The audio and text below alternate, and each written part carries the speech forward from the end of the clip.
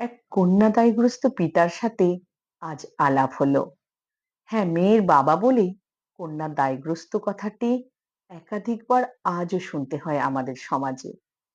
ভদ্রলোক অটো চালক, উচ্চ মাধ্যমিক পরীক্ষায় ভালো নম্বর পেয়ে পাশ করেছিলেন, কিন্তু সংসারের চাপে আর পড়াশোনা করা সম্ভব হয়নি। ভদ্রলোকের গায়ের রং বেশ কালো, লম্বা চেহারা, মাথায় সাদা চুলের আধিক্য থেকে কালো চুলের আধিক্যই বেশি। সস্তার জামা প্যান্ট পরেছিলেন, কিন্তু বেশ পরিষ্কার পরিচ্ছন্ন। গল্প করতে করতেই জানতে পারলাম ভদ্রলোকের এক মেয়ে।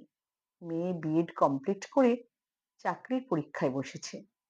ভদ্রলোক হেসে বললেন, আমার মা যখন আমার বিয়ে দিয়েছিলেন তখন ফর্সা বউ এনেছিলেন, কারণ নাতি নাতনি যাই হোক সে যেন ফর্সা হয়।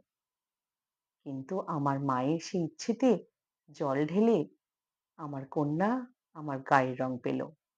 আমিও আদর করে তার নাম দিলাম কৃষ্ণকলি। মেয়ে আমার সব কাজে খুব পারদর্শী, লেখাপড়াতেও খুব ভালো। ভদ্রলোক বললেন, মেয়ের বিয়ের জন্য পাত্র খুঁজছি।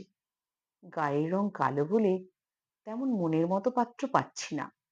আমার মনে হলো এই আমাদের সমাজের সমস্যা। চামড়ার মেলানিনের হেরফেরের কারণে তার সমস্ত গুণ চাপা পড়ে গিয়ে সে হয়ে যাবে কম দামি।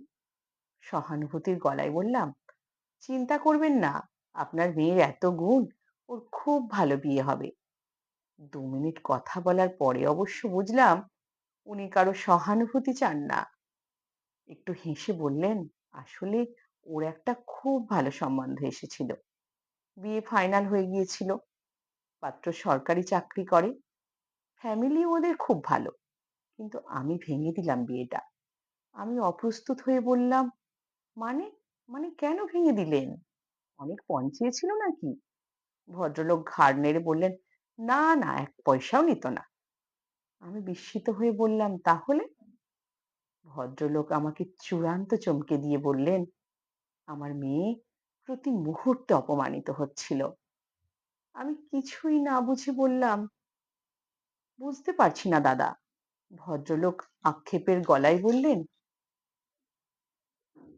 আত্মীয় স্বজন দিন রাত আমার কলিকে বলছিল, তুই খুব ভাগ্যবতী, তুই খুব লাকি, অমন ফর্সা সুদর্শন ছেলের সঙ্গে বিয়ে হচ্ছে তোর।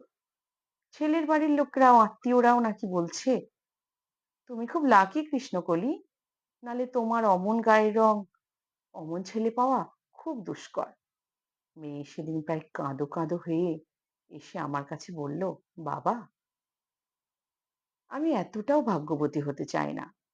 ছেলেও নাকি মেয়েকে ফোন করে বলছে, কেমন লাগছে তোমার আমার সঙ্গে বিয়ে ঠিক হয়ে?